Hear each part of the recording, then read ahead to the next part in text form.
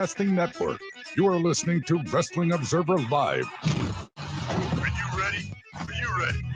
Let's get it on. It is Wrestling Observer Live.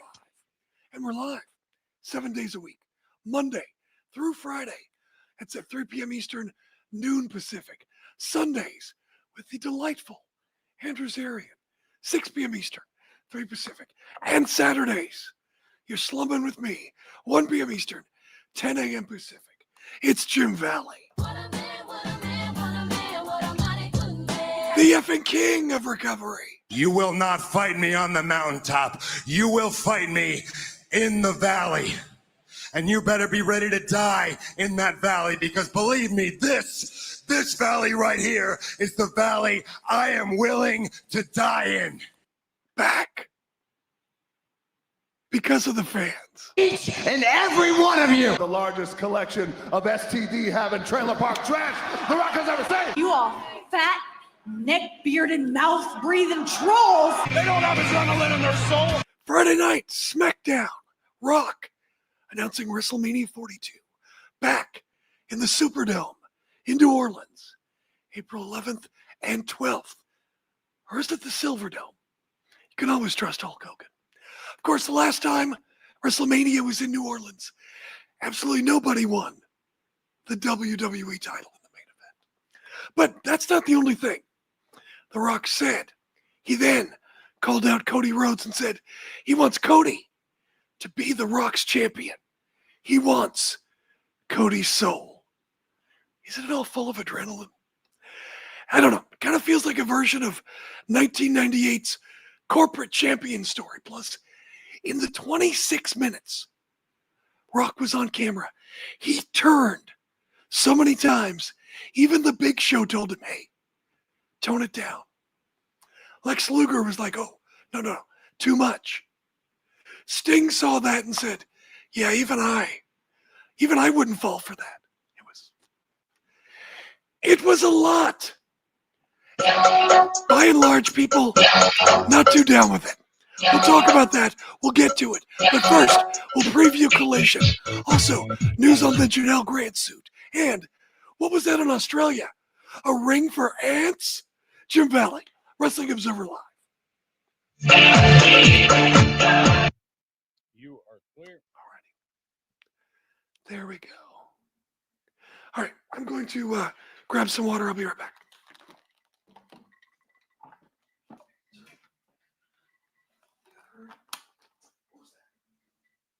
Ants.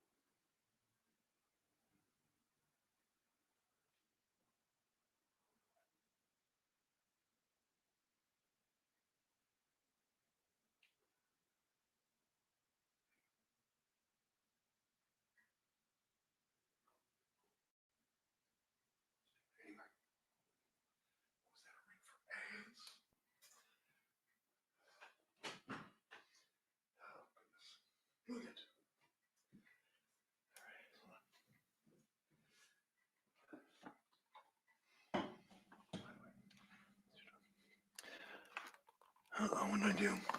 What did I do here? I don't know. Where am I? I hooked it on something. There we are.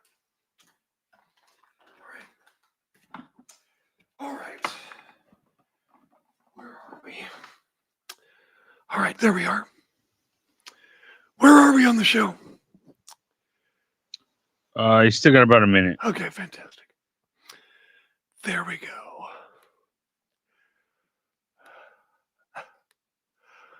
Alrighty.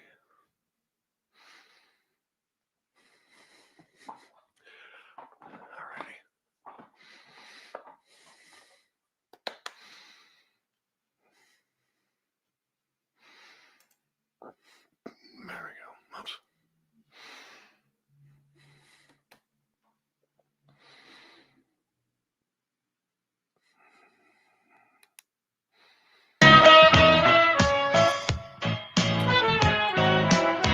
listening to Wrestling Observer Live on the Sports Byline Broadcasting Network.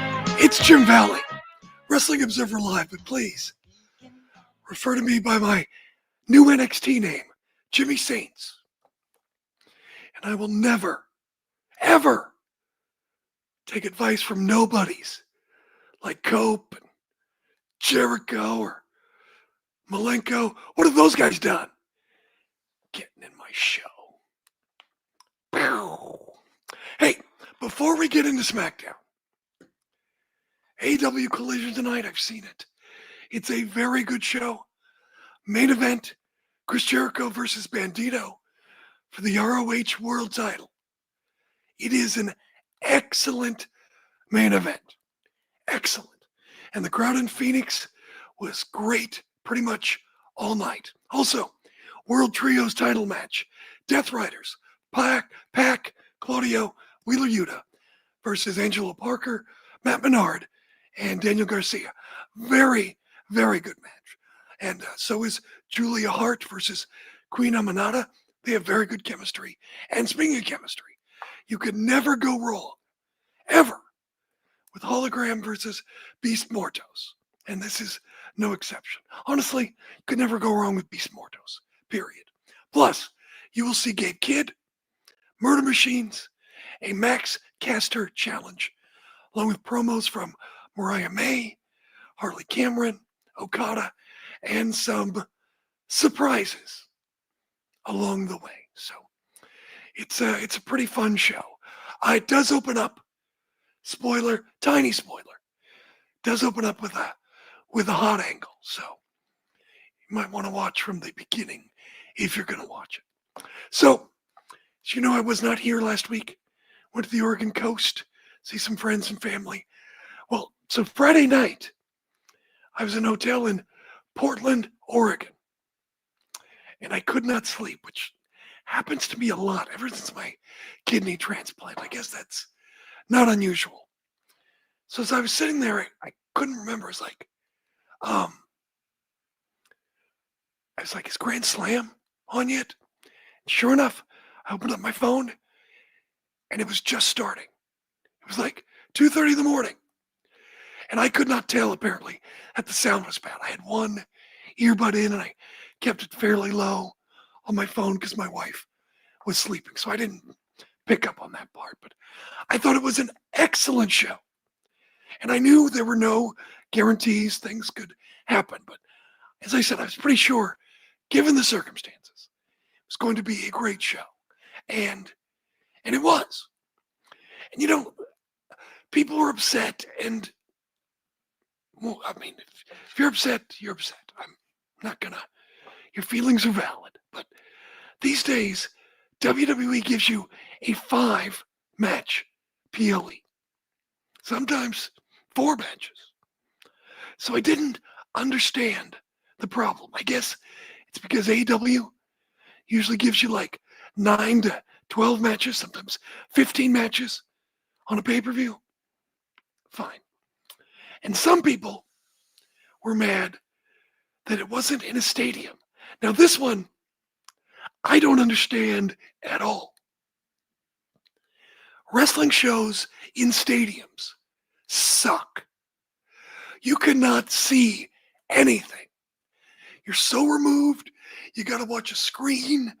You're looking over everybody. It's just, I think they suck. I'm not saying that the wrestling is bad or the performers or spectacle. The spectacle is something, but wrestling is better when you can see the performers. There's a connection. You're right on top of it. And I guess fans have been conditioned to think that only great things happen in stadium shows. You're going to miss out on fireworks or a tank coming down for your entrance. I don't know. Maybe I'm stupid or I was tired. It was, 3 a.m. my time, but I was enjoying the show too much to even notice that the ring is smaller. It might have been because they had the green and the totally unique branding all around the ringside area. So I didn't pay attention to the size of the ring. Now, before there was even an AEW, before it ever was even a gleam in Tony Khan's eye, I have said for years, maybe decades, how the WWE ring is too cavernous for wrestlers who are not giants. In the 80s, it made sense. Hulk Hogan, Andre, King Kong Bundy, Big John Studd. WWE has traditionally been the land of the giants. But ever since Shawn and Brett came along, it hasn't been the land of the giants. I've always felt that the WWE ring doesn't do any favors for people like Rey Mysterio or an average-sized man or a lot of the female talent. You go back, you look at the WCW ring, it made like the outsiders look like monsters. Well, I thought it helped make Rey and the other luchadors look a little bit bigger. I thought it helped Eddie Guerrero. I thought the luchador matches are so much more exciting in that 18 by 18 ring than the WWE 20-foot ring.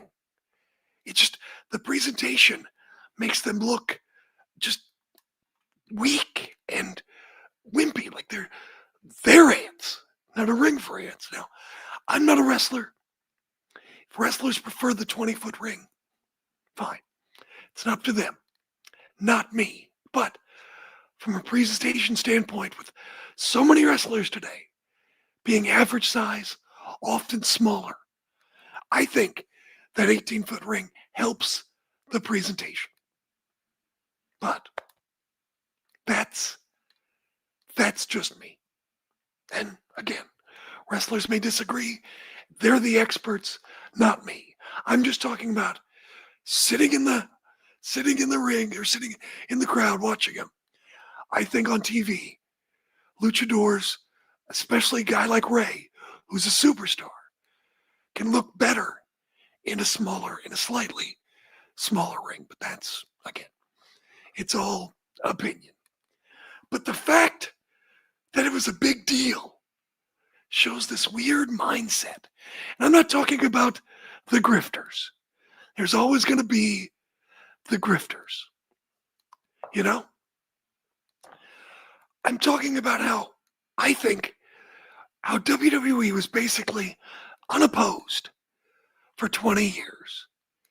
There are people who grew up with only WWE. And they have this nostalgia and perspective that there's only one way to do wrestling, and it's the WWE way. Anything else is wrong. You know, it's sort of like in many ways today, you can't compete with Nintendo because today's adults grew up with Mario and Zelda and Metroid and Donkey Kong. You can't compete with Disney because today's adults grew up with Pixar and Toy Story and Cars or, whatever. And you can't compete with WWE for many of those same reasons. But it just drives me crazy when I see like an indie or even AEW use WWE terms. The title opportunity. Someone in the chat goes, yeah, imagine how fast Braun Breaker would look in an 18-foot ring. Again, that's just me. But if wrestlers prefer it, they're the experts, not me. Well, since we're talking about WWE and you just can't compete. And it just, like I said, when I see indies or AEW, like I was watching Grand Slam. And look, I think that he is great. Nigel McGuinness is great. Harley Cameron's coming to the ring and he says, Harley Cameron's lighting the women's division on fire. No, she's not. She's lighting the wrestling world on fire. She's not limited to this women's division. I hate that term. She is as over as anybody even many of the men, most of the men in AEW, if not all. She's not limited to the women's division. Harley Cameron is over, period. Title, opportunity, all of these things. Just be yourself. You don't have to be like WWE. All right. You know you want it. We'll talk about Rock, talk about SmackDown. Is he the final boss or is he an NPC? We'll talk about it next. Jim Valley, Wrestling Observer Live. You're clear.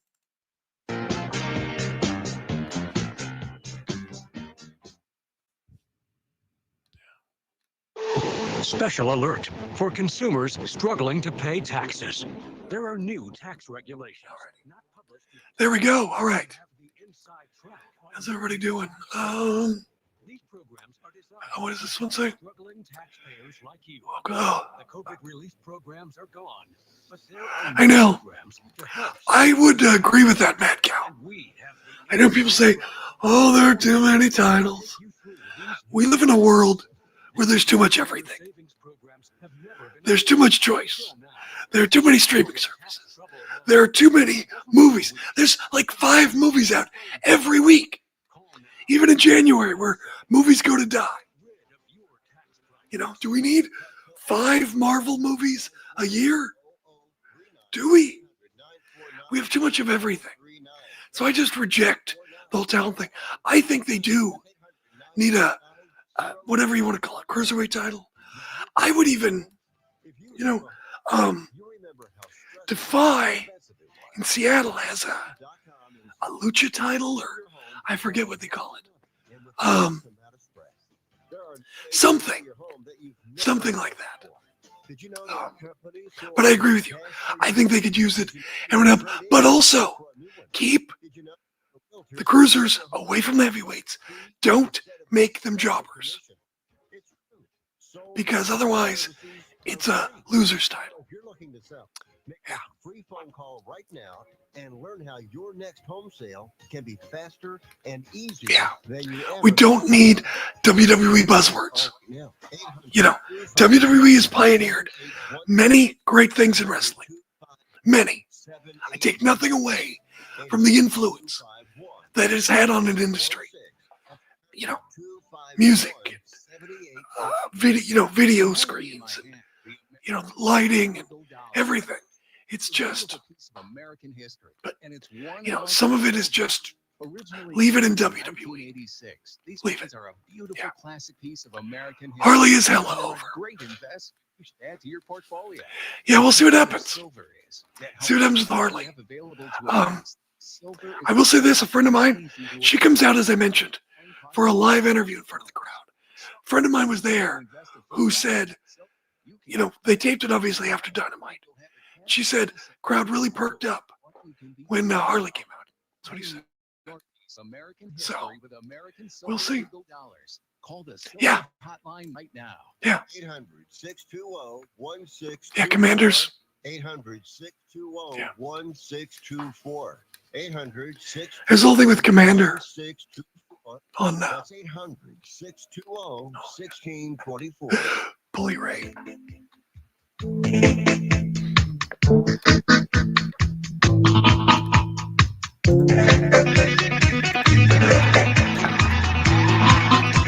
All right.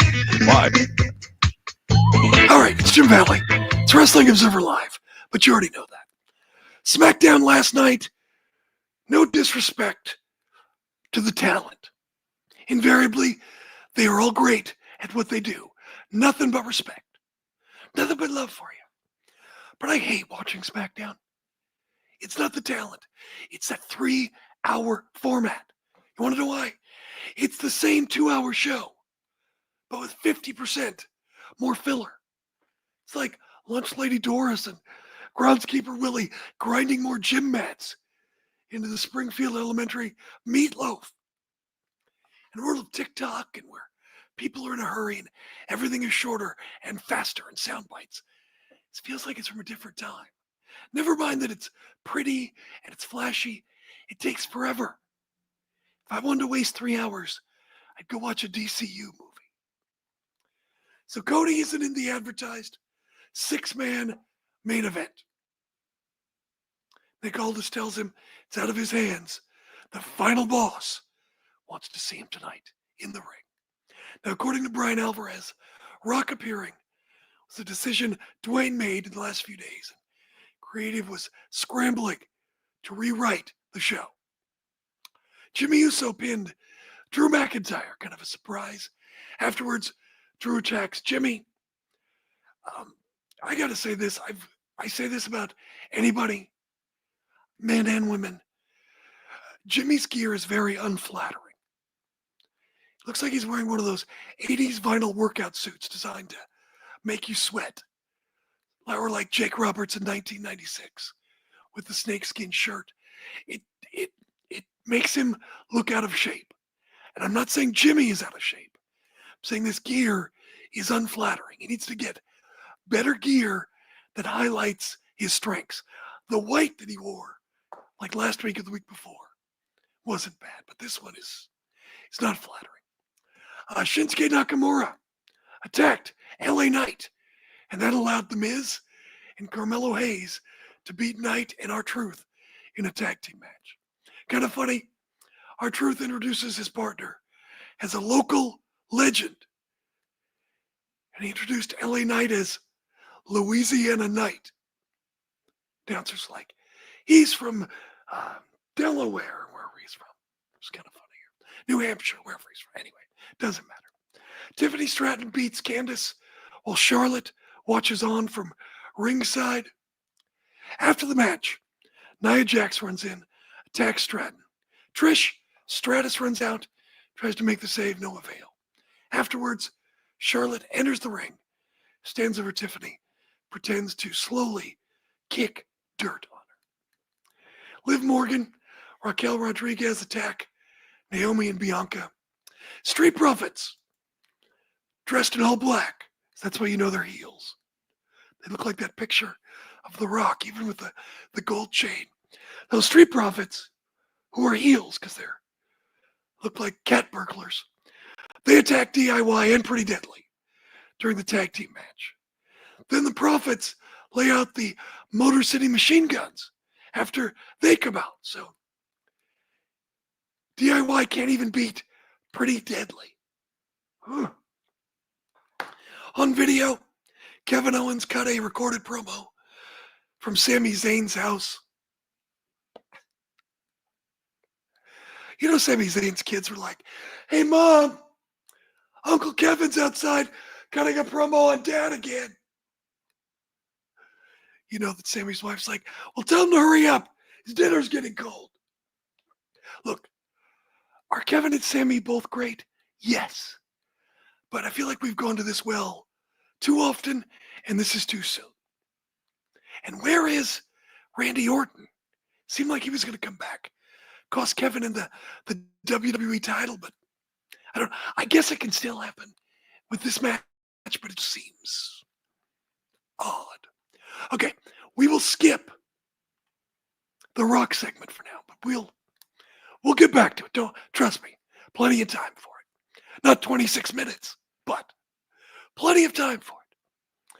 So in the main event, Damian Priest beats Solo Sikoa after the he pins Solo Sikoa after South of Heaven.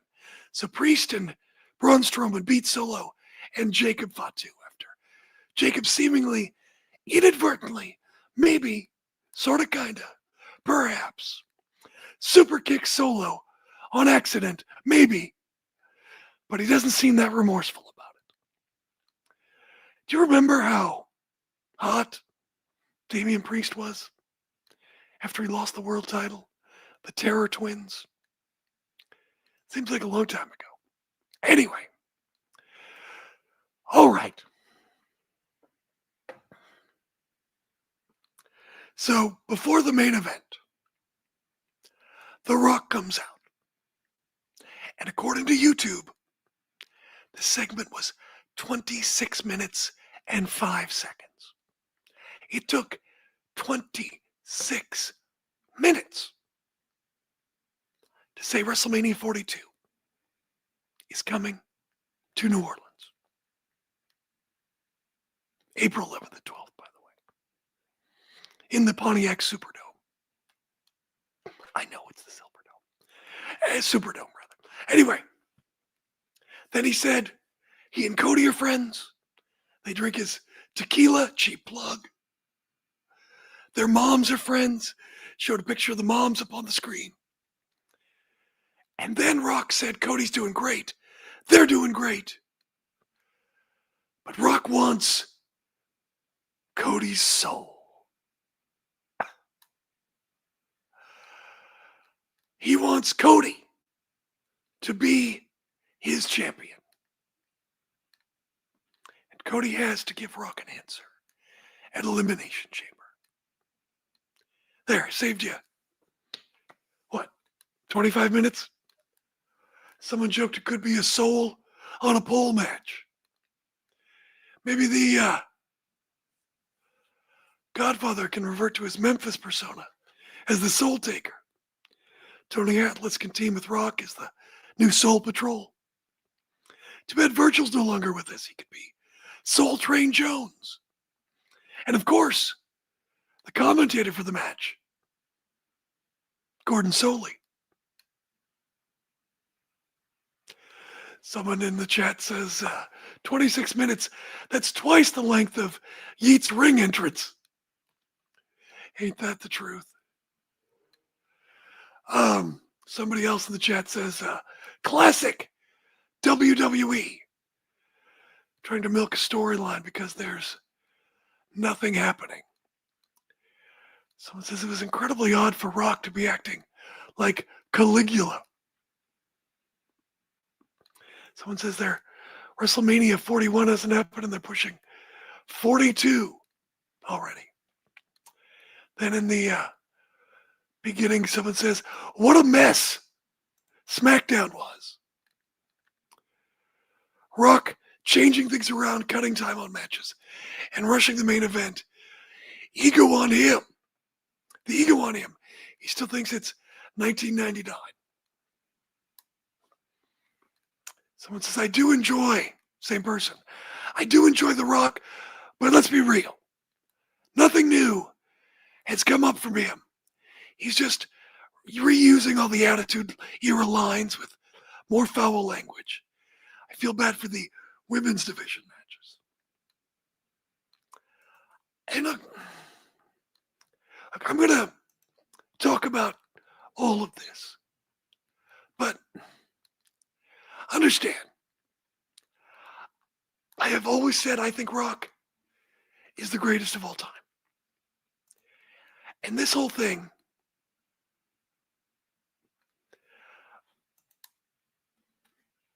makes me sad, kind of. I feel like Rock spends so much time around movie executives and streaming executives and marketing executives and product executives that he has adopted this corporate speak. And look, I am sure all these executives freaking love it because he's speaking their language about synergy and funneling and silos, and all of this corporate gaga. I'm sure they love it. You know, when he's on Netflix, you know, sucking up to all the executives because he knows where his bread is buttered, because he wants more of that Netflix money to make more Red One movies or whatever. He and Adam Sandler getting rich off Netflix. But it's just, he's losing touch with his audience. Is he a great performer? Yes. Does he have tons of charisma? Absolutely. And he has done amazing work in the past, but I don't know. I get that The Rock is The Rock. And Moana 2 was a big deal. But once people saw Moana 2, they were like, Oh, they went cheap. And look, he's going to pull a rating on Smackdown, but right now this feels like a remix of Rock's corporate champion storyline from 1998. We'll get into it. Stand by. Jim Valley, Wrestling Observer Live. Yeah. Rock bought into his own hype, worked himself into a shoot. Yeah, it's true. He absolutely did. It's kind of Keep listening. I don't know what to tell you on that, but yeah, I think he did that. And then The Rock said we're surrounded by yes men. And nobody tell him, no, this doesn't work.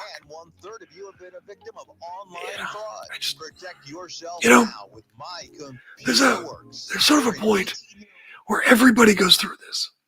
Schwarzenegger went through it. Stallone, Kevin Costner. Like there's everybody goes through this where they want it to be the prime of their career again. And they're doing things that would have hit in that prime, but they're not quite in sync with today. You know, like Schwarzenegger in 93 made the Last Action Hero. That was kind of a fun movie. People went to go see Jurassic Park instead. You know, that's just kind of what it is. Yeah, everyone flames out. Or someone like me never caught fire. Oh, by the way, I forgot to mention, wearing my old school I broke Wahoo's leg t-shirt. I wore this to the Hootie and the Blowfish reunion concert. But we were close enough to the stage for Darius to see it, so oh well. Then I realized the concert was on tribal land. I'm like, oh, I probably shouldn't have worn this. Probably don't need to wear it. I don't think anyone probably would understand that, but yeah.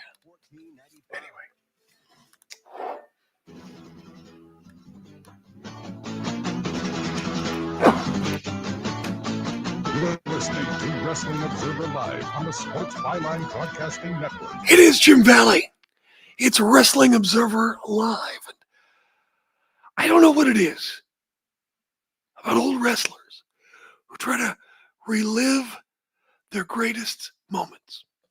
Hogan did it. Flair did it. They all do it. And of course, when they were younger, they criticize it. Those old guys in WCW wouldn't get out of the way. But of course, I don't know. Then when they do it, when they get older, everybody does. Look, here's my advice if you're younger. Don't get all high and mighty. I guarantee your generation will do it too. It's a tale as old as time. In 25 years, MJF will have a ring and a Burberry belt. I guarantee it. You know, and I'm about the same age as Rock. So this is my generation doing it now. Even though my generation complained about it 25, 30 years ago. Regardless, how does this help Cody? Cody Rhodes, the quarterback, a great drawing WWE champion, a great representative for wrestling or sports entertainment. Now, in storyline, if he somehow gets blackmailed into being the corporate champion, he's going to look subservient to The Rock. If he says no, does that mean Rock recruits someone else? Roman? That would be bad. Does Rock cost Cody the title at WrestleMania against John Cena? Cena will win his last and record-breaking world title thanks to outside heel interference? I don't know about that. Or Cody wins thanks to interference again. Cody will look impotent. Honestly, he'll look like Rock's bitch. And after SmackDown, Rock held a press conference, media, whatever, presser, whatever you want to call it, on YouTube, and said that this story doesn't necessarily have to lead to a match between Rock and Cody. Then what's the point? I call it the Real Housewives effect. You probably know my wife, and sometimes I'll watch along to her. I'll watch along with her. My wife watches all the Bravo and TLC reality shows. Real Housewives, 90 Day Fiance. Now we're watching that, the Balin, the young woman with Tourette's syndrome. Andy Cohen is like the gay Vince McMahon. No. I know what you're thinking. Stop it. So, they'll have some fake storyline on these shows. There's a couple whose story is that on, 90 Day Fiance, The Last Resort, where they're staying at some resort trying to work on their relationships. And the story is that she's kind of wild, and he's some country down-home values mama's boy from Virginia or somewhere. But in real life, both of them each have their own OnlyFans account. Now look, I can't believe that we have, yeah, me too. I love those people make fun of it. It's like, at least we know wrestling's at work.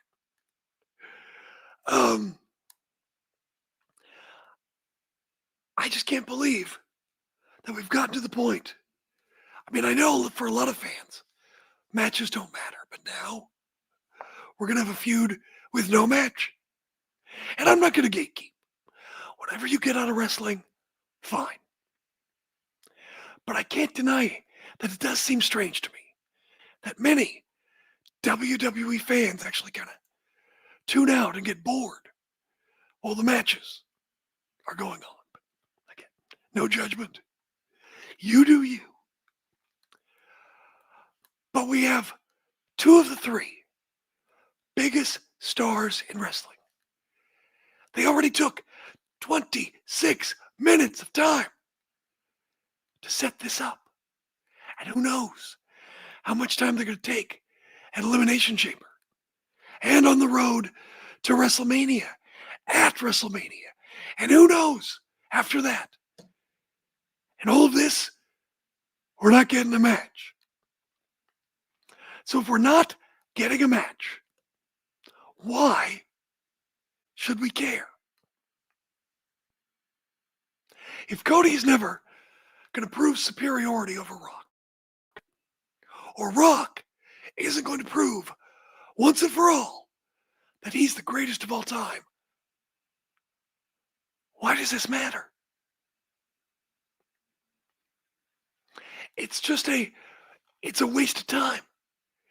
It's ego.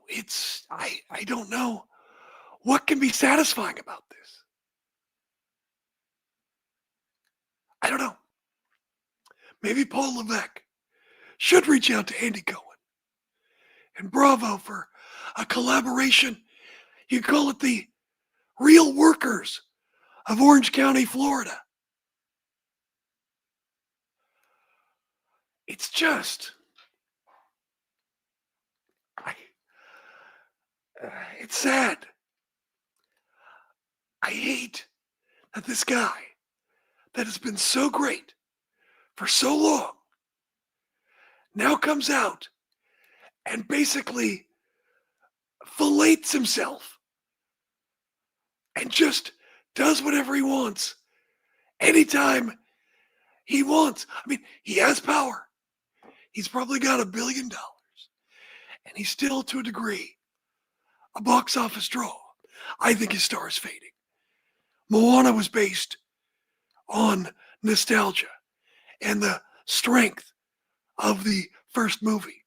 But when people heard the songs that weren't Lin-Manuel Miranda, everybody kind of went, oh, this was kind of a blockbuster, but really a direct-to-video movie. It had no legs. Yeah, it made millions, hundreds of millions of dollars. But unless you're 6, you kind of went, oh, okay. And he's doing the live action Moana, because that's, again, what they do. But I just think that, I don't know, get back to what made you great. Drop the corporate speak. Get real. Come up with things that resonate today. Don't just be a nostalgia act or a movie star that walks in. You're not Bob Hope. When I was a kid, Bob Hope would walk out on every show and people would applaud and he'd do his corny jokes and leave. But the point, I think, is this. When The Rock is a heel these days, he calls himself the final boss.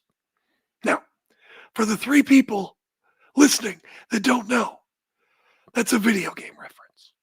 The final boss is the last challenge, the last bad guy or girl in a video game.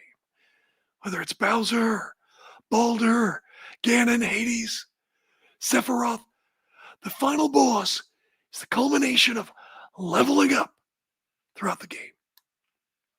There's another term in video games. Non-playable character, or NPC, as the kids say. And those are just background characters that are in the background. They're townspeople, part of the royal court, patrons in a cafe. You try to talk to them in the video game. They say something stupid like, I like ham. I'm too busy to talk right now. They can't be touched. And that's the thing. If Rock isn't going to wrestle, that's his prerogative. I understand. He's older now. He's injury prone at his age, and he makes a lot of money off movies. He generates a lot of income.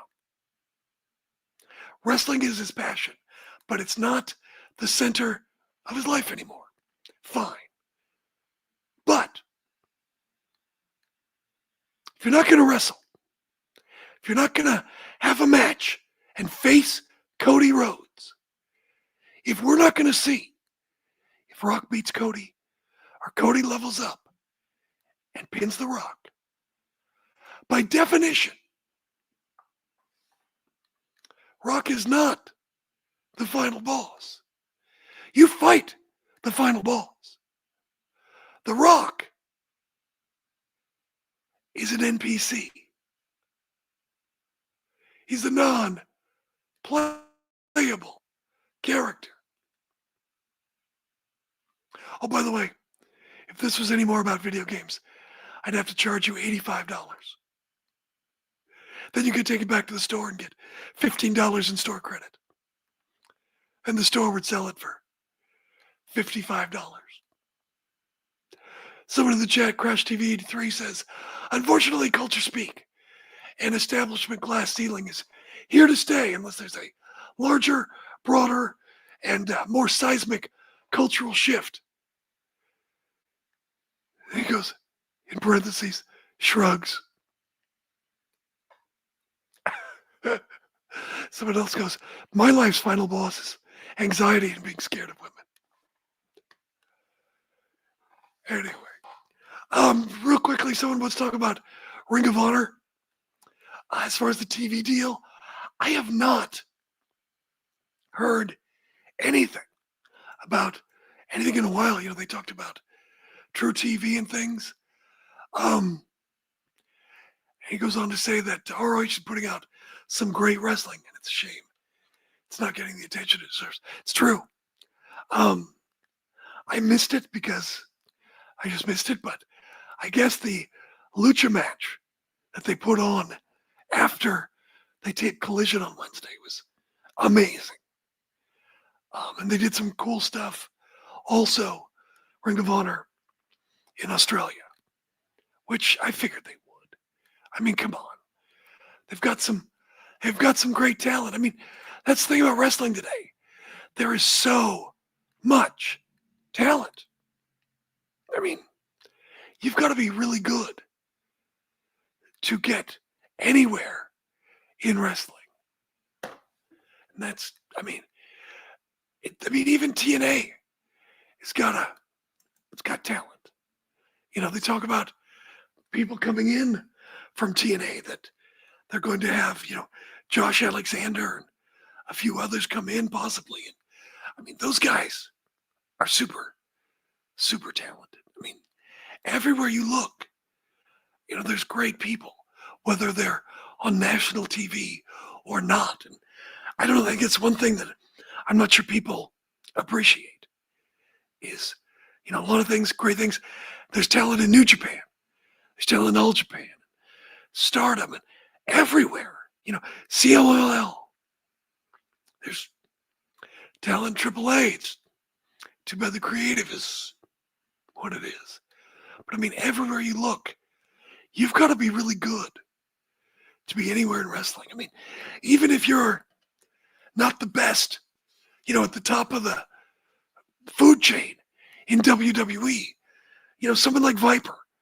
Viper is a great wrestler. But, you know, she's a bodyguard, has a couple of lines here or there, but she's very talented. Yeah, I forgot to mention Pro Wrestling Noah. Pro Wrestling Noah is excellent. There is an embarrassment of riches, and I'm not sure people completely understand that. But again, like I said, a lot of people don't watch wrestling for wrestling. It's like, what do you get excited for? If you're not watching wrestling to see who wins and who loses, I mean, the promos are fun, but the point is that culmination to find out who wins. But I don't know. Whatever people watch wrestling for is fine. Fine with me. Someone mentions, yeah, that's right. Kenta is back home in Pro Wrestling Noah, which is cool. Good for him. That's a good spot for him. And that's the thing. You can trade, you can change territories and freshen up. There's a lot of people who are great, but they just need to change the territory. You know, Penta, he would have been protected in AEW, but he's hot and fresh now in WWE. Yeah, exactly. Someone says, completely agree, Jim. These people don't really understand what's going on. Anyway, Jim Valley, Wrestling Observer Live.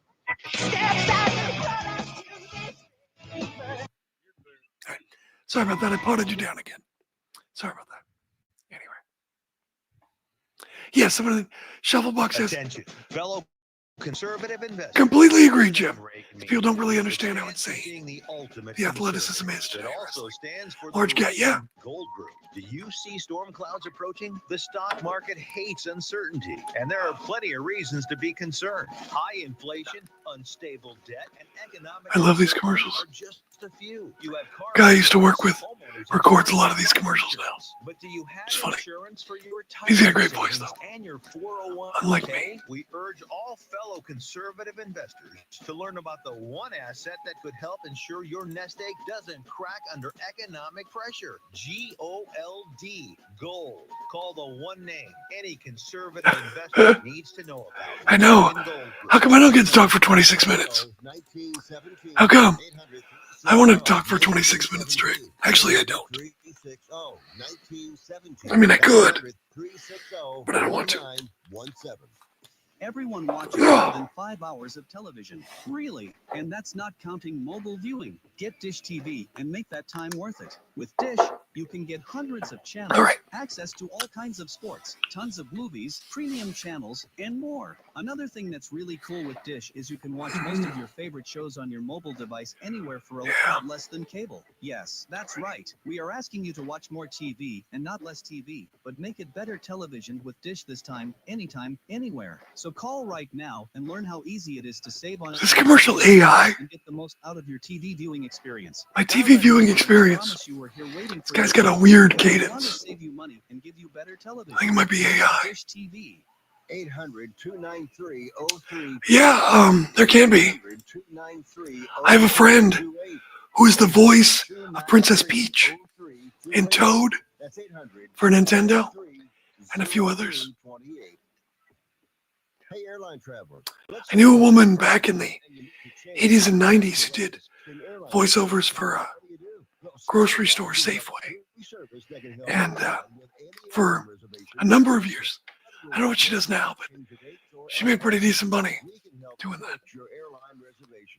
And now with technology, there are people, you can just send them a file. Access to every airline around the globe. So now you can make one phone call, regardless of who booked your airline tickets, and we'll change it, cancel it, and fix it. That's funny. We know the insiders. Yeah, pretty much. Reservations that the airlines don't want you to know about. So if you need to cancel, change, or modify an existing, I don't get the Charlotte hate.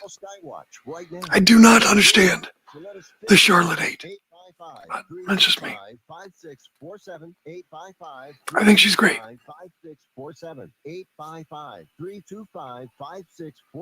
Oh yeah, boy, I feel like concerts is the way to go. My gosh. All right. You're listening to Wrestling Observer Live on the Sports Byline Broadcasting Network. It's Jim Valley, Wrestling Observer Live. We're talking about all the talent in wrestling. Very quickly, someone said, Shufflebox in the chat says, completely agreed, Jim. People these days don't really understand how insane the athleticism is today in wrestling and how large the gap is compared to yesteryear. Grateful to be alive in this era.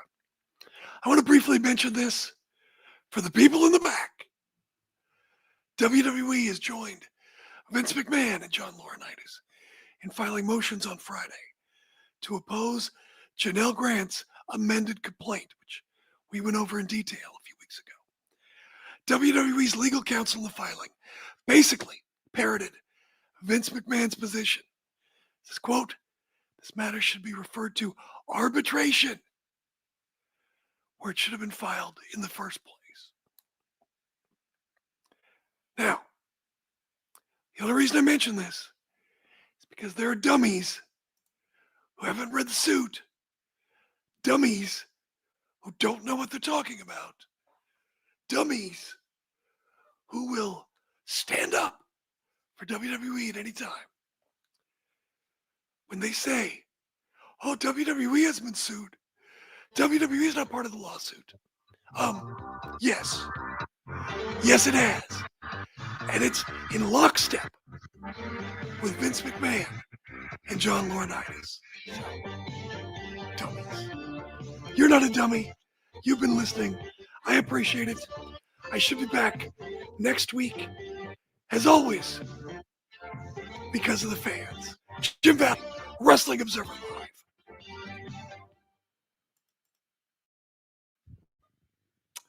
Here we go. How was that? All right, man. I'm in. Thank you, man. Bye. Right. There we go. Let's do this. Okay, kill that. It's so slow today. All right, hang on. 1 second, kids. There's that. Okay. There's that. All right. All right. There it is. All right. I got a few minutes. Oh yes.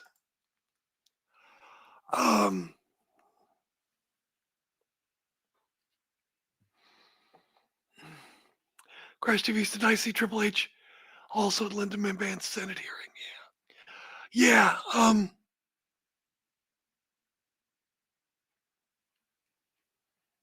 Let me say this.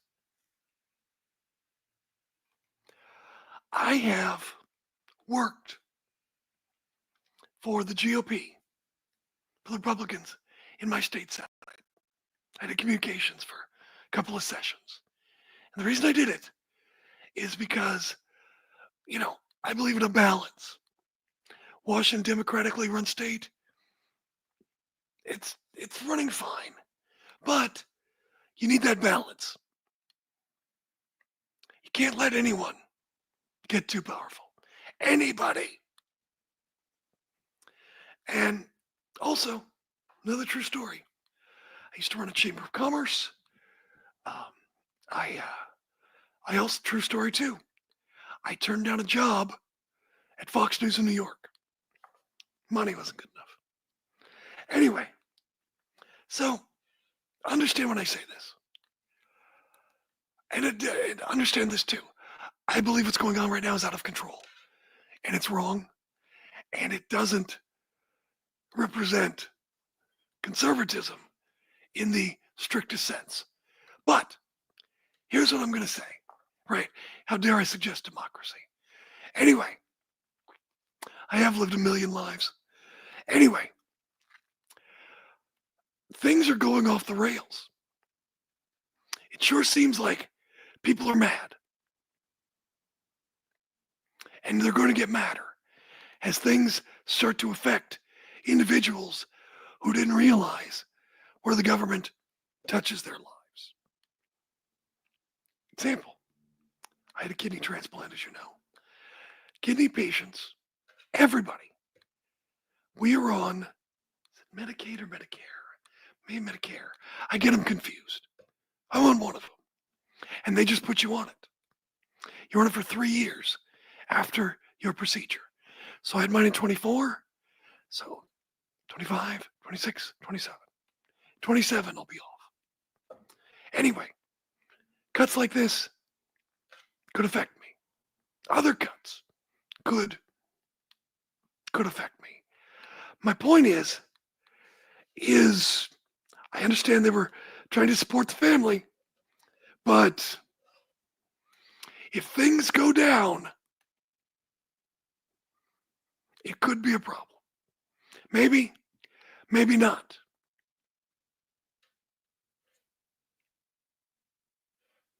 But I don't know that, I just think that there's going to be, physics says there's always an equal reaction. Equal and opposite reaction. And it will come at some point. Look, even presidents who did a good job, it happens to everyone. So the pendulum will swing and we'll see. I don't know. Who knows? Who knows? But I don't know. I mean, if it didn't alienate people now, I don't know if it's going to or not. But we shall see. I guess it also depends on the opportunities that she gets. Is she going to be the face of gutting the Department of Education? If she is, yeah, I agree, Crash TV. I agree completely.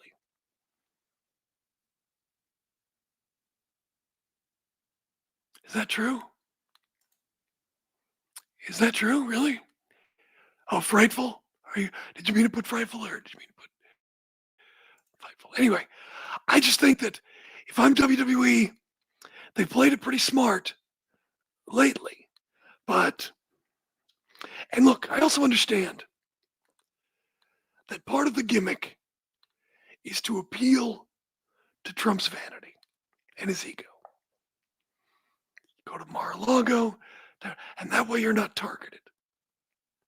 Maybe they agree with all this. Maybe they don't. But I don't know.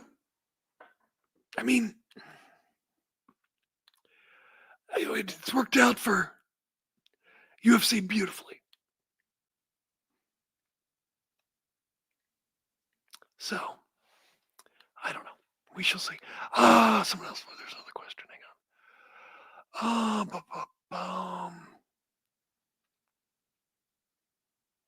Where is it? Another question. Yeah, Megan Bain is great. Oh, that's it. Megan Bain. I think she's been great. Two things.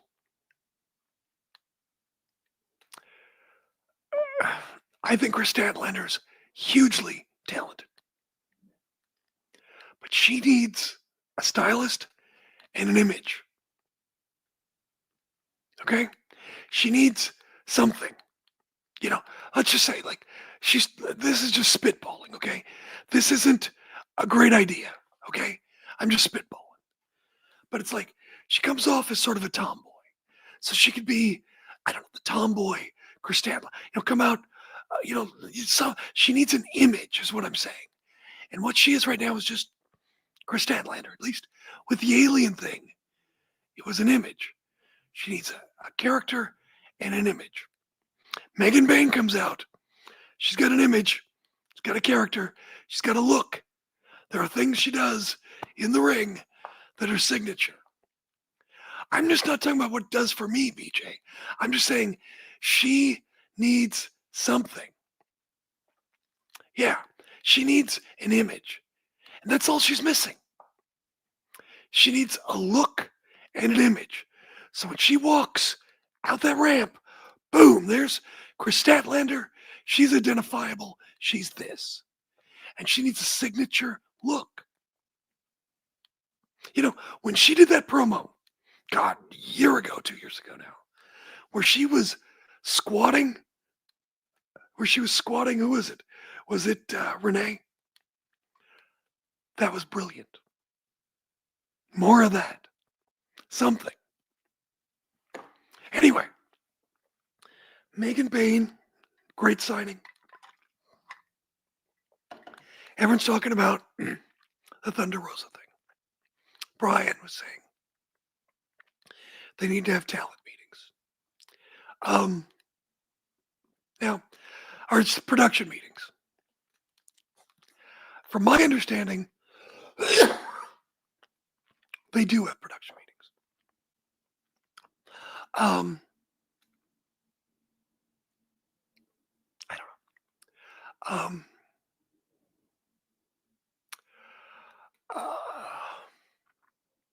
What can I say? I think everything has been worked out. I don't think everything's been smoothed over. But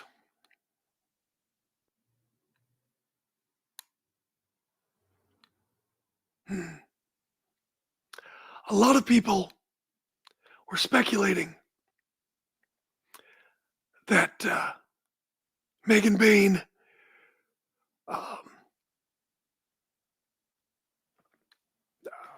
was like, that doesn't work for me, brother, kind of thing. But that did not happen. So, the woman has been in this company for, a month? Been on TV, a month? I can't imagine an individual who's been in a company a month who would do that. So, anyway.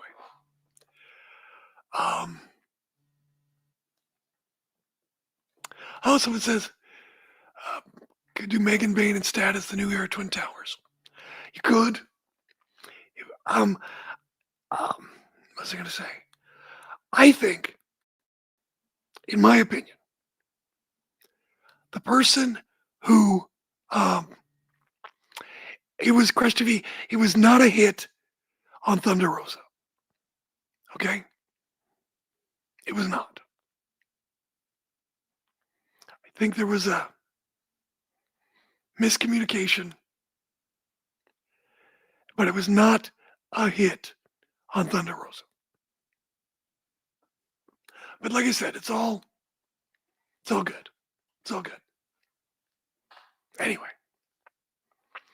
I think, in my opinion, the person who should beat Mercedes Moné is Megan Bain. Someone asked about Jamie Hayter. Jamie Hayter's over. Jamie Hayter can go win a world title or a TBS title or whatever. Yeah, she could beat Mercedes Moné too. But I think you want to make someone who's new, And I think Megan Bain fits that. And I know, look, I love Harley Cameron. I think Harley Cameron has been awesome. But I'm not sure if you want to make a comedy figure. And look, she's very, very entertaining. She's the Joe Hendry of AEW. But, well, someone said again, Megan not backing down, but Penelope.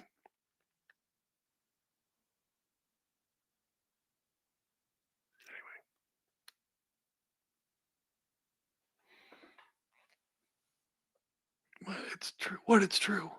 It was not a hit on Thunder Rosa. It was not. I'll just say that. Anyway. I think she's a Rip of the Glamour. She's much bigger. I feel like she's much more imposing. Julie Arch go after Tony Storm. Yeah, it's going to be interesting to see who goes after Tony Storm. I mean, you could do. Because Tony's babyface. Maybe then you do. Jimmy Hayter beats Mercedes, and then you have a heel. Megan Bain could beat Tony or something. I don't know. Yeah, she's been around. I don't know what's going on with her and where she is, but she's over. She's over. Anything else? A lot of people talking about Ricochet. Yeah. Some disagree on Harley. She definitely, look, Harley is great. I think you can tell a story while Mercedes is working with Momo Watanabe. And that'll be a great match. While Mercedes is doing that, you can tell a comeback story for Harley Cameron. She's working her way back up.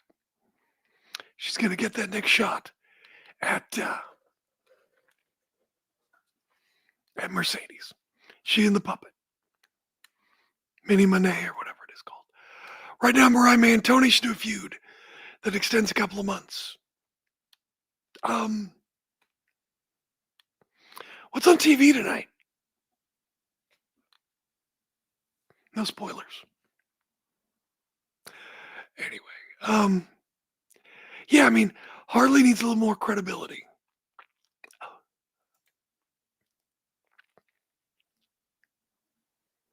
Oh, that's right, Collision's on TV. Wonder if anything's gonna happen on Collision.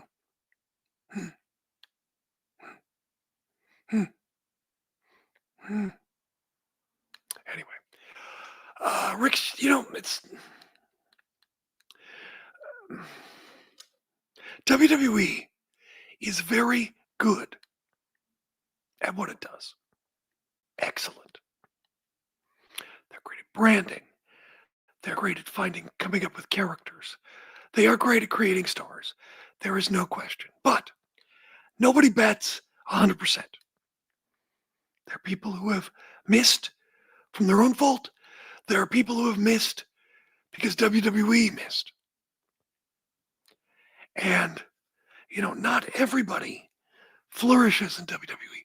I hate when I hear, oh, they should go to WWE and be a star. Could they be a star? Absolutely. Is it a guarantee? Absolutely not. And you look at Ricochet. Ricochet made the right choice. He's getting airtime. He's having the matches he wants. He's not having 3-minute matches on Smackdown. He's not losing to or going toe-to-toe with Carmelo Hayes. Carmelo Hayes is great, but clearly he's not very high on the totem pole yet. Ricochet made the right move. And honestly, Cope probably made the right move. Claudio made the right move. They're older. They'd probably be losing a lot more, and jumping territories gives you new life, makes you fresh. There's nothing wrong with that. So, Ricochet made the right move. Look at Swerve. WWE had Swerve.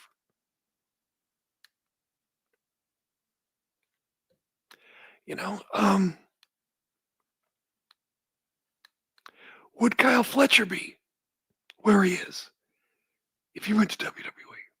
I don't know.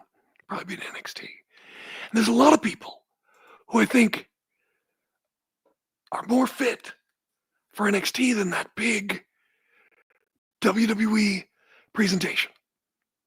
And that's why I wonder about Ricky Saints. Ricky's obviously motivated now. And, we shall see if he can be more consistent.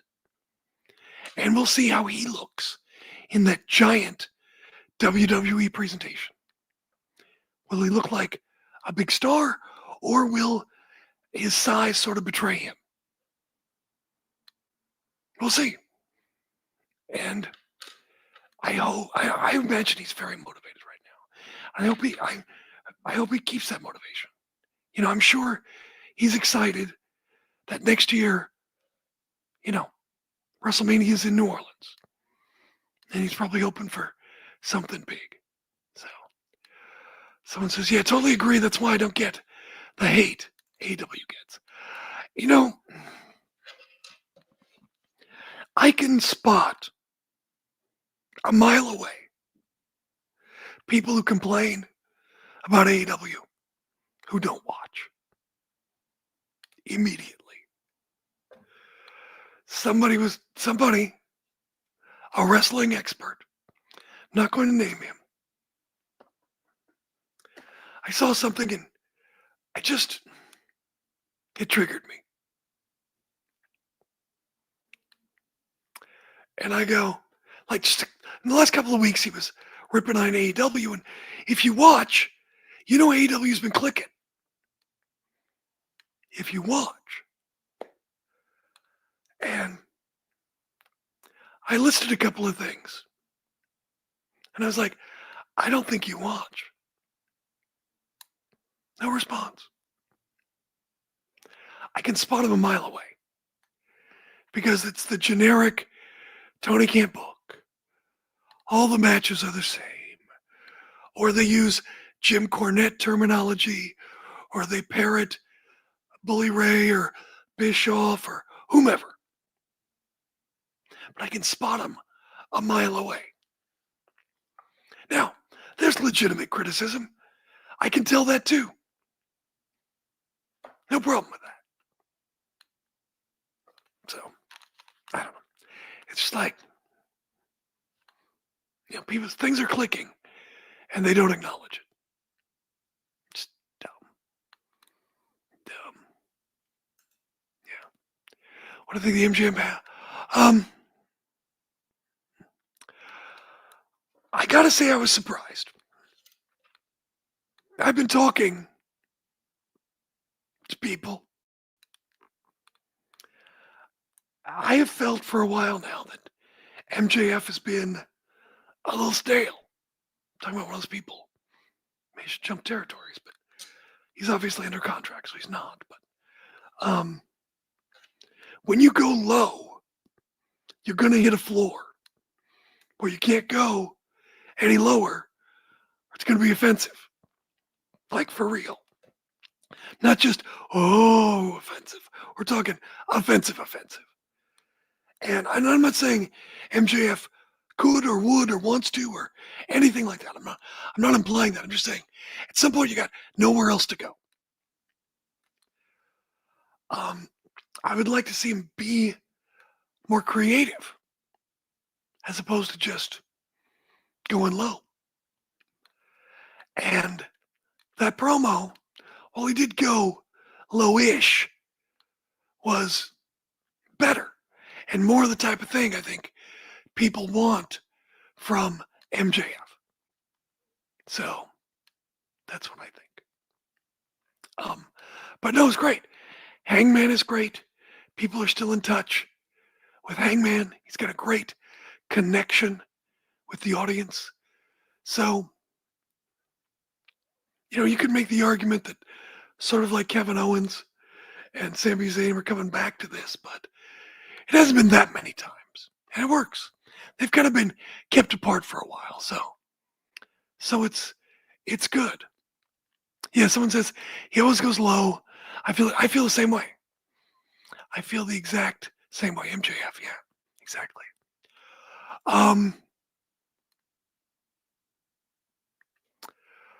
Are we going to see Britt Baker and Wardlow again?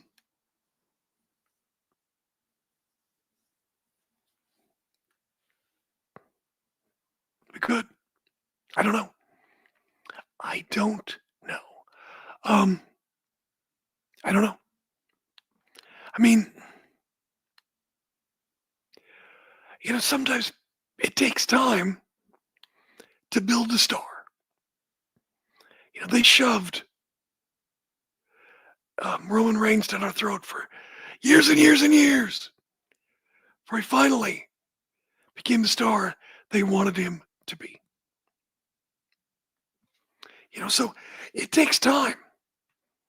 And also, you don't have territories and things. So a lot of times people got to learn on the job. Yeah, I agree about MJF. He can be smarter and more witty. 100%. Someone says Speedball Mike Bailey to AW. I like Speedball Mike Bailey. He's like a pocket-sized Kenny Omega. Just let him go, and he has a great match consistently. So I think that's a great get for them. But yeah, I thought it was interesting. TNA had the Colognes, and then Elijah. Wasn't there pictures of him with what's her face? Oh gosh, The Righteous. Because The Departed. That's a movie. Anyway, so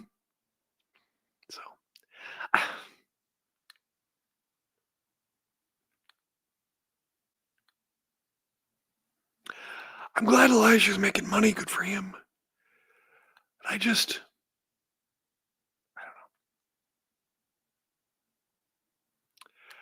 Being the same character over and over again would get old. But what do I know? He and Joe Hendry can do something. Why not? Yeah. Yeah, no, it could be very interesting.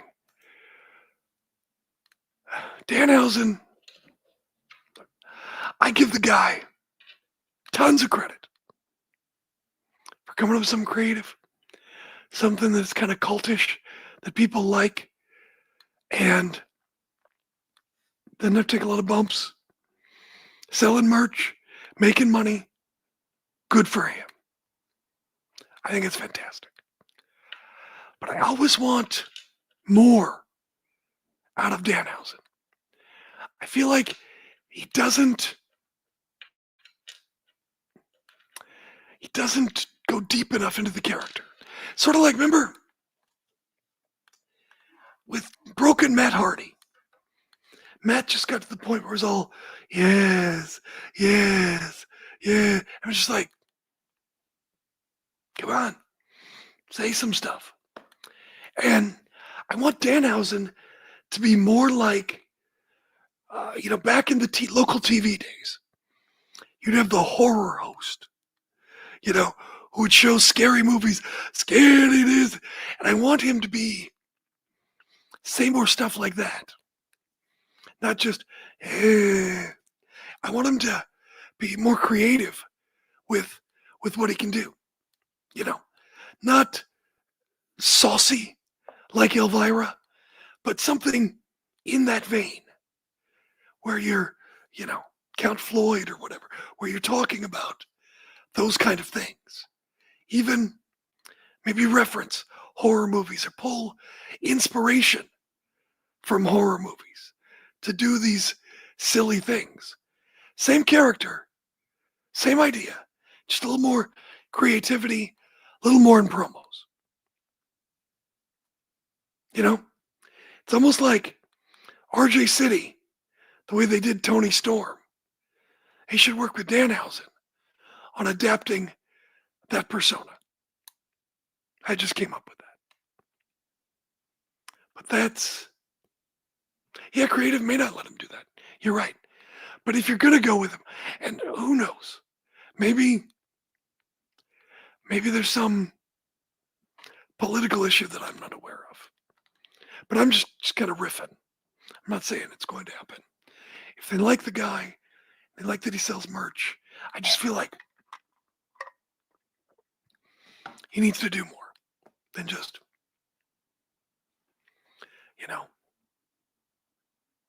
maybe try to conjure up more spells.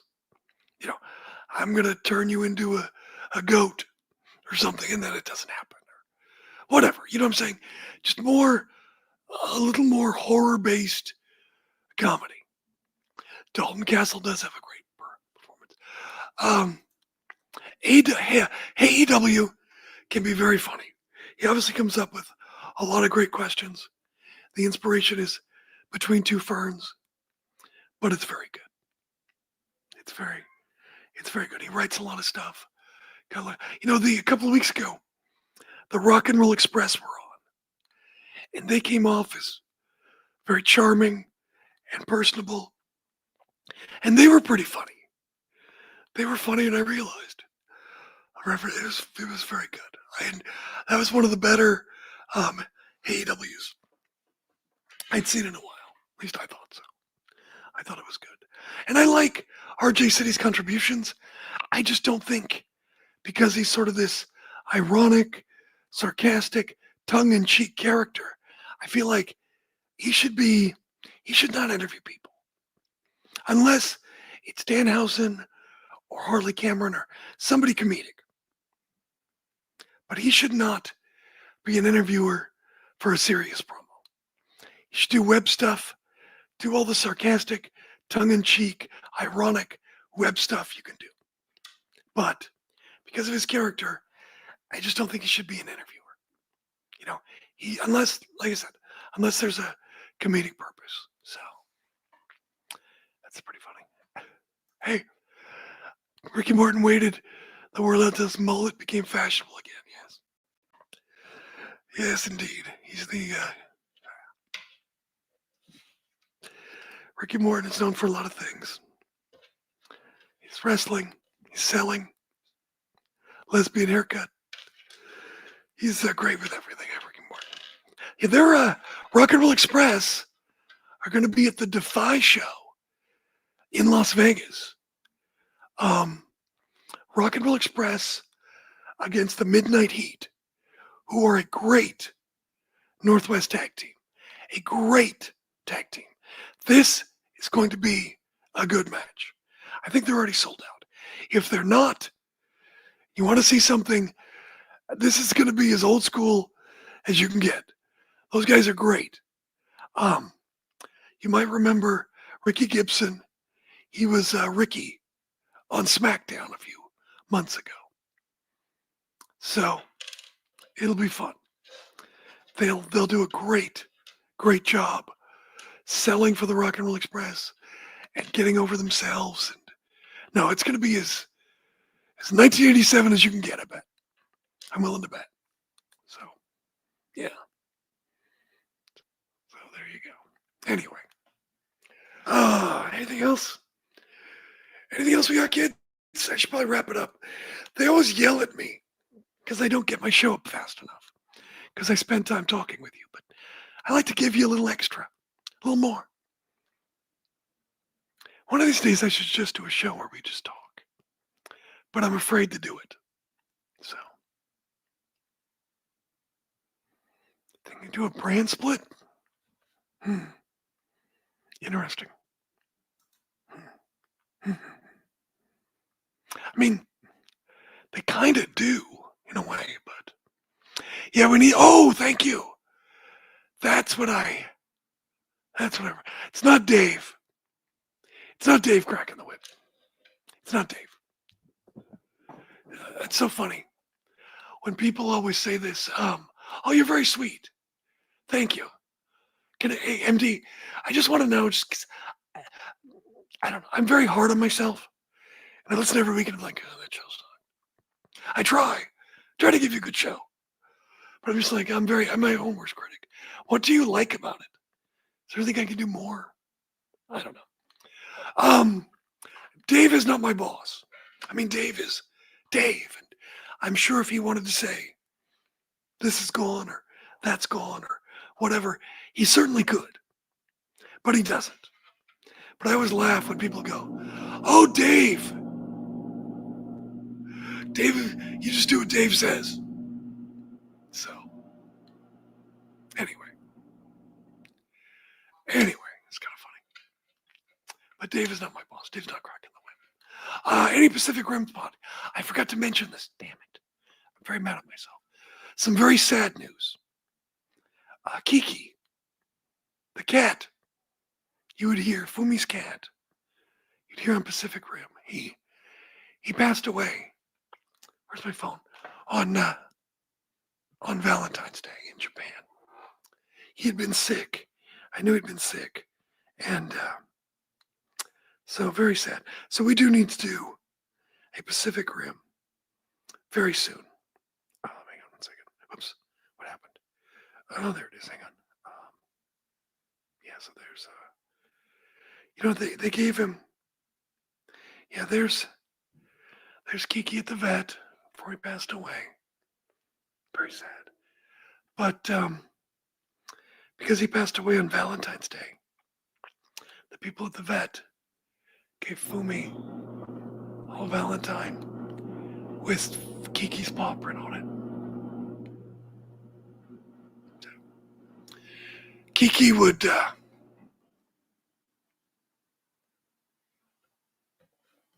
oh, thank you. You don't always agree? Well, you damn well should. Because I'm always right. No, I'm just kidding. I'm just kidding. No, that's good. That's good. No, you don't have to. You shouldn't disagree.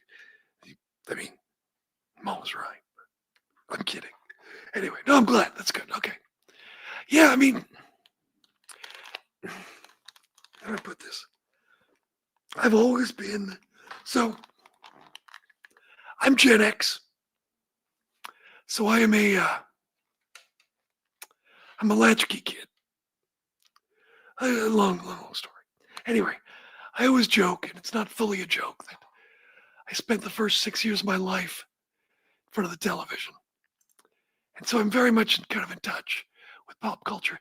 After I got really sick, it's been harder to keep up. So, I mean, I know like the really popular stuff, but a lot of stuff I can't keep. It's just, there's just too much. I need to have a life too. I can't just follow everything. But wrestling doesn't exist in a bubble. There are influences. And, so I try to incorporate that. Like today, Rock calls himself the final boss. I've played video games for years, since Atari. Love video games. It's my generation. Actually, since Pong, come to think of it. Anyways, so Gen 1, that's me. And so you got to incorporate the video games into it. Brian doesn't do that. So, yeah. Exactly. I was 1969. So it's funny, I was born in the 60s, and I know I was because I remember none of it. Thoughts on Raw? 3 million first month. A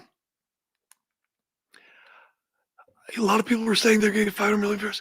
You know who said they weren't going to do that? Me. I said that. I said weeks ago.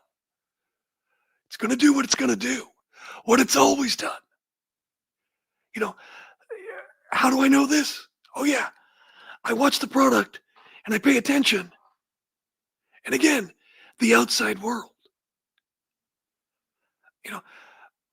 I said this. It's going to get the same numbers as always. Maybe a little bit more. But it's going to do what it does. It's going to go down to its natural level. And it did. And It was on Fox for 5 years, over the air. Anybody could have gotten it, and they didn't. It's supposed to hit 5 million, never hit 5 million. Even at its peak, it was 4 point something for its peak in the beginning.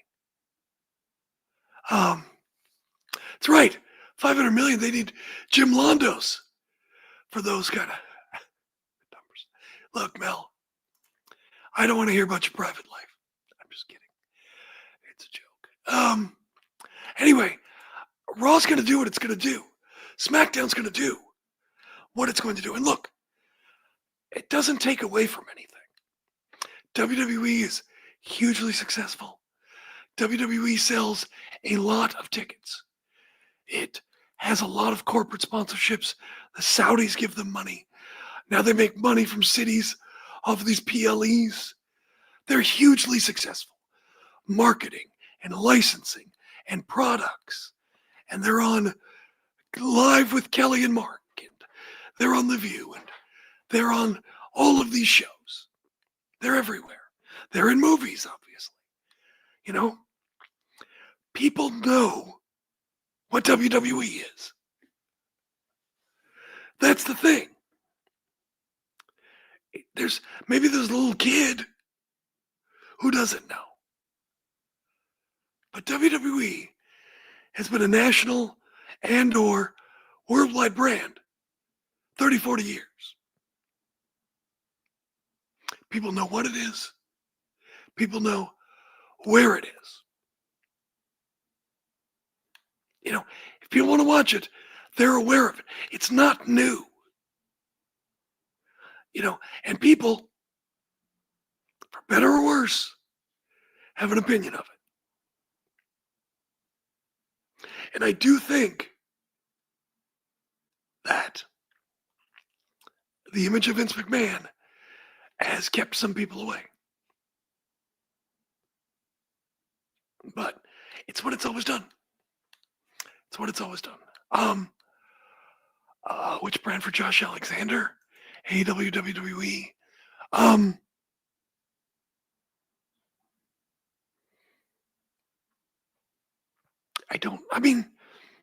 I think Josh is a talent.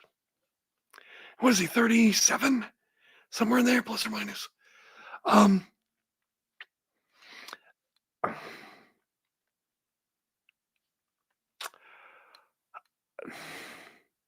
look at it this way. With that walking weapon, sort of amateurish, wrestlerish gimmick, whatever you want to call it. You look at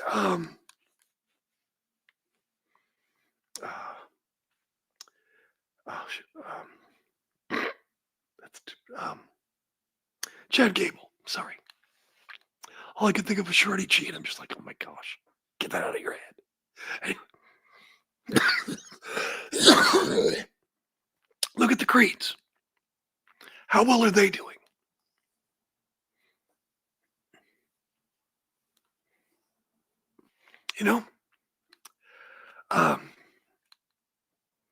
So I don't know that those, outside of Kurt Angle, I don't know. I think AEW is probably a better place for him. I think his buddies are in AEW. I think so. We'll see. Seems like a decent enough guy. Oh, thanks. Yeah, the overarching broader pop culture zeitgeist. Yes. Yeah, it's successful when it taps into that. I agree. Yeah.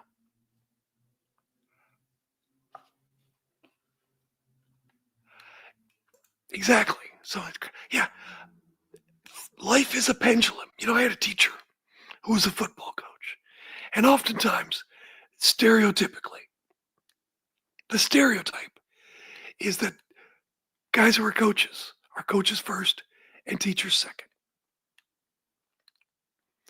And this guy's a very smart guy. He's very low key. Anyway, and we were talking about, it was either history or civics class or something. And he goes, it's a pendulum. It's going to swing back and forth. It always swings back. You're right. Hogan with the American exceptionalism, Austin, VKM, employees versus your boss, ECW, and it's the counterculture. Yeah, it goes back and forth. There was the Attitude Era, and then got to clean it up. Here comes John Cena. Well, now we can be a little bit racier. Someone could say, what did Rock say? Did he say? Oh, he said shit. That's right. He said shit on TV, but it's cable, so I think you can do that. But so they drop a few things like that in now. It's kind of a little bit of a balance. So I don't know, but things go back and forth, and will there be a back and forth with Linda McMahon? I don't know. We shall see. Or Vince. Anyway, well, I should probably get rolling, get this up before they yell at me. And what's funny is they tell me to upload it fast. Then when I upload it, it takes them for days to promote it. I swear to God. Anyway. All right, guys. I appreciate every one of you being here. Have a great time. And we'll talk soon. All right, man. See ya.